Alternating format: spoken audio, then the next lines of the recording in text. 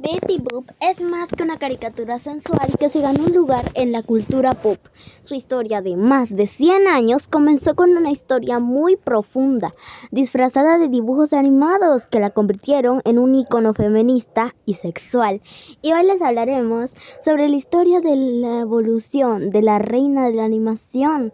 El origen de Betty Boop es un poquito controversial y hasta misterioso, pero lo que está confirmadísimo es que nació de un dibujo de Helen Kane y Greg Nutwich, un animador, diseñó a Betty a partir de su dibujo y de la apariencia de Helen.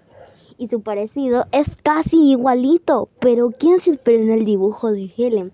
Algunos creen que fue Sarah Vaughan, una actriz de cine mudo de la época de 1920 a 1930, pero unos están bien seguros de que la verdadera Betty Boop fue Esther Jones, o mejor conocida como Baby Esther, una cantante de jazz que se presentaba en el club que Helen solía visitar mucho, y es que Helen Kane, que diga... Esther Jones se la da mucho boop boop a doop. Y sabemos que Betty Boop es famosa por esa frase. Pero para sacarles un poquito más de contexto, es que para Betty Boop la frase casi la lleva a la ruina.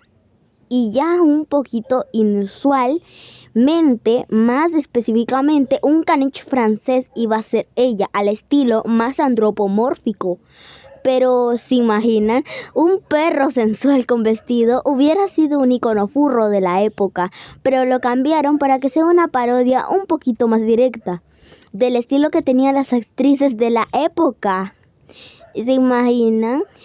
¿Cómo pasar de un cambio de un año? Pero tuvieron que trabajar 6 personas en lograr ese cambio. ¿Y por qué tantas?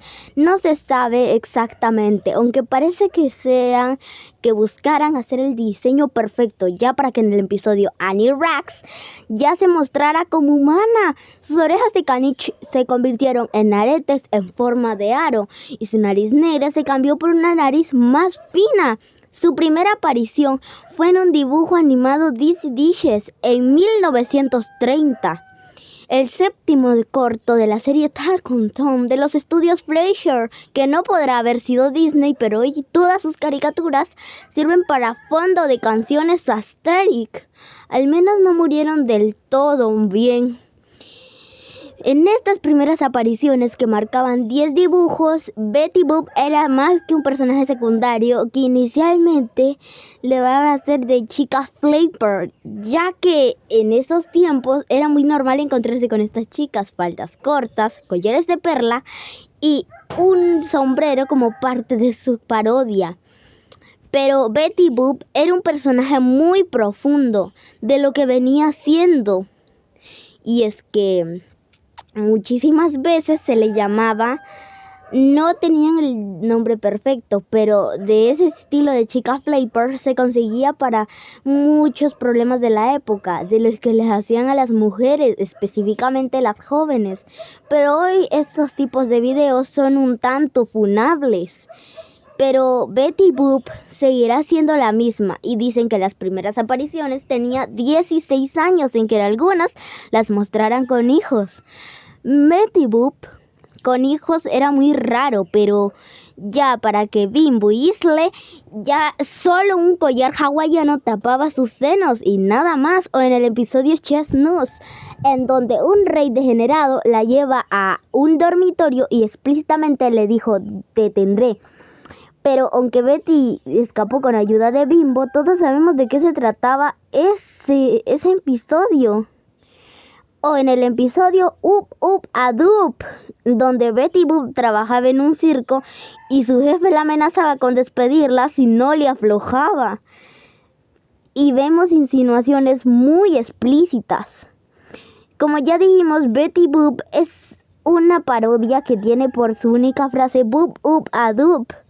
Esto fue tan malo que casi lleva a la ruina el éxito que tenía la serie, ya que en un mismo corto de ese mismo nombre, el primer episodio de ese mismo nombre, Betty Boop le analiza al payaso Coco que no le pudo quitar, el malo no le pudo quitar su Boop Boop a Doop. ¿Y qué viene a esto? Pues se refiere a que el malo no le pudo quitar su virginidad. ¡Qué trágico! Pero algunas de las personas saben de qué significa Boop Boop Adoop y qué significa la virginidad.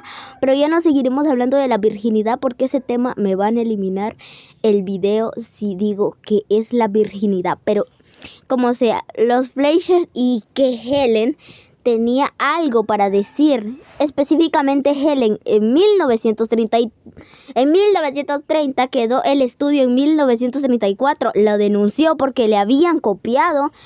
Supuestamente ella le habían copiado la manera de cantar y su manera. Kane perdió en juicio y su Boop Boop Adoop. Como sea, Betty Boop y Kane eran personajes muy iguales. No tan iguales, porque era caricatura y no usaba ese tipo de vestido, aunque Betty Boop solo tenía el papel de ser la novia de Bimbo, que era un adorable cachorrito que lo vemos y parece una copia de Mickey Mouse, pero en esos tiempos era bien recibido, no por el corto. Pero Betty Boop siempre sigue siendo, y su nombre no tenían claro el nombre que iba a ser. Pero en algunas veces le llamaban Nan McGraw o Nancy McGraw en honor otra vez a Helen Kane por un personaje que ella hizo y llamado de esa forma. Su nombre se estableció y su aparición fue en un dibujo de 1931, aunque ese dibujo que vimos no era tal cual la Betty que hablamos, porque Betty Boop era muy diferente en esos cortos. Y Betty Boop seguiría siendo una persona igual, chica Flavor, pero jamás le crecería el pelo. Pero no venimos a hablar de que por qué no le crece el pelo, venimos a hablar de todita la historia de Betty Boop. Ya que le regalaron su show que inició con el episodio Stopping the Show. En este capítulo dieron toditos los shows que Betty Boop iba a dar y los que iban siendo. En cambio, Betty Boop tenía la misma actitud que yo, enojada soy yo, y solo los personajes masculinos eran una copia de los personajes femeninos, específicamente como Minnie lo era con Mickey, pero Betty no, ella era muy diferente, usaba falda,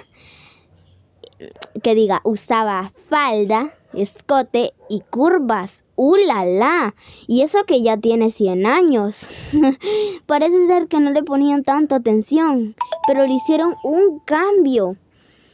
Bimbo se convirtió en Puggy y robaron una escena para su película Blancanieves. ¿Se imaginan cuál es? Es la película, es la parte donde Blancanieves está en una caja y los estudios Fleischer fueron los responsables de esto, porque Betty Boop fue la primera Cenicienta la primera Blancanieves. Su primera vez en su color fue en el episodio llamado Color Classic por Cilalala en 1934. Aunque esa fue la primera y la última vez que la vimos a color.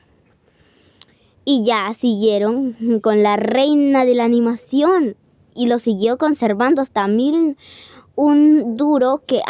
que duró hasta 1939.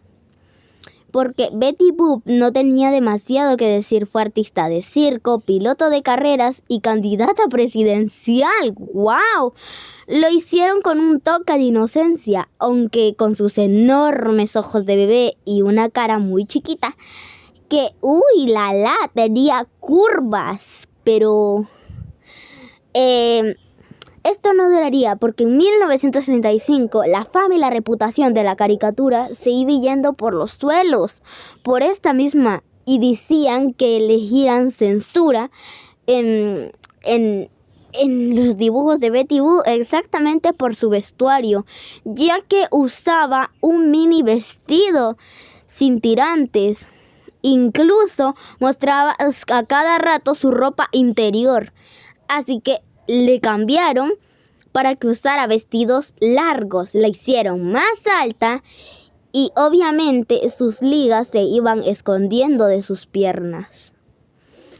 Y esto hizo que ya sus vestidos y sus típicas curvas se fueran escondiendo poco a poco. Pero como sea, eso no importaba tanto. Era la fama lo que importaba de Betty Boop. Bastantes veces Betty Boop siempre tenía demasiadas. Y Bimbo se convirtió en Pudgy. Y Coco se convirtió en el abuelo Grumpy. Así que la cambiaron. Para que tal vez de pasar a ser acosada a bañar toditos los días a su perro Pudgy. Pero como sea, Betty Boop se cerraron estudios Fleischer en ese mismo año, 1939. Y Betty Boop en 1939, como toda una bailarina, fueron eliminados y censurados esos capítulos. Betty Boop estuvo inactiva hasta 1955. Que es en donde iniciaron las siguientes caricaturas de las vidas. Pero como sea, ustedes díganme en esta otra parte que vamos a hacer, pidan segunda parte. Bye. Y seguiremos hablando del tema de Betty Boop más tarde. Adiós.